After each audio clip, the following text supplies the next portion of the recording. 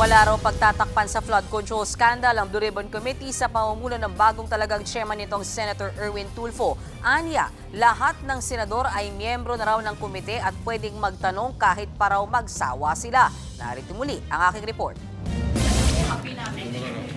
Sa pagkakaupo ni Senator Win Gatchalian bilang Senate President pro tempore at Acting Senate President, muling nagbalasahan ang Senado.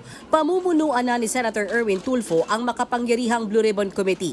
Pinalitan niya si Senator Pia Cayetano. Nireschedule din ni Tulfo sa Lunes ang bukas sanay nakatakdang flood control investigation. Hindi po natin pinakancel dahil gusto natin i-cancel. Kaya lang po natin minove kasi to give time, bibigyan po natin ng notice lahat po ng members ng Senate ngayon. Ayon kay Tulfo, inimbitahan naman sila sa pagdinig sana bukas pero bilang guest lang. Kaya sa kanyang paumuno, lahat daw ng senador, majority man o minority bloc, miyembro na ng Blue Ribbon Committee. Ito ngayon, yung bagong Blue Ribbon, lahat po kami members na para wala na pong question. Lahat yan, sila Senator Pia, sila Senator Marcoleta, they can all attend. Even former Senate President, now Senator Cayetano, can attend also. Iimbitahan din sa Lunes ang mga resource person na nauna nang ipinatawag ni Senator Pia. Kabilang dyan si dating House Speaker Martin Romualdez at ang umano'y 18 bagman ni Zaldico. Pero si Senator Alan Peter Cayetano nanindigang tuloy bukas ang kanilang Blue Ribbon hearing sa flood control scandal. May mga lilinawin lang ako, no? Tomorrow, yung Blue Ribbon Committee.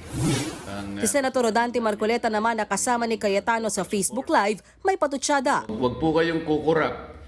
Baka ito na po ang pinakahuling pagkakataon na ang katotohanan, ang katwiran ay mananaig. Pinahiwatig din ni Cayetano na posibleng may ilang senador sa paksyon ni Gatchalian ang posibleng sangkot sa flood control scam. Maybe some of them have a reason na, mag-ingay, lumaban, i-discredit yung Blue Ribbon kasi especially pagdating dun sa 18 Marines na banggit din ang pangalan nila, allegedly nahatiran din ng malay-maleta. Pero sabi ni Senator Erwin, wala silang tinatago, kaya lahat daw ng senador pwedeng magtanong, want to sawa. Wala po kaming tinatago. Iimbestigahan natin yung gusto nila mangyari.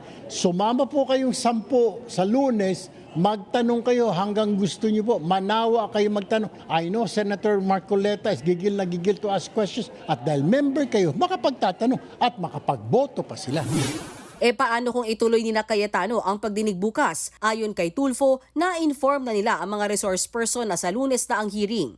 Sasabihin po ng ating osaan, ng ating security, cancel na po yan, bumalik na lang po kayo sa Monday. Bukod sa Blue Ribbon, Senator Erwin din ang chairman ng Committee on Social Justice, Welfare and Rural Development. Kay Senator Ping Lacson ang Accounts at Public Order and Dangerous Drugs. Kay Senator Risa Hontiveros ang Committee on Health, habang kay Senator Mig Zubiri ang mga Committees on Rules at Foreign Relations. Public Services Committee naman ang hahawakan ni Senator Raffy Tulfo. Finance Committee kay Senator JV Ejercito. Basic Education kay Senator Bam Aquino. Housing kay Senator Jesus Codero. National Defense kay Senator Tito Soto. Agriculture kay Senator Kiko Pangilinan. At Games and Amusement naman kay Senator Lito Lapid. Mga kapatid, Mean Los Baños po, huwag magpahuli sa mga balita at impormasyong dapat ninyong malaman.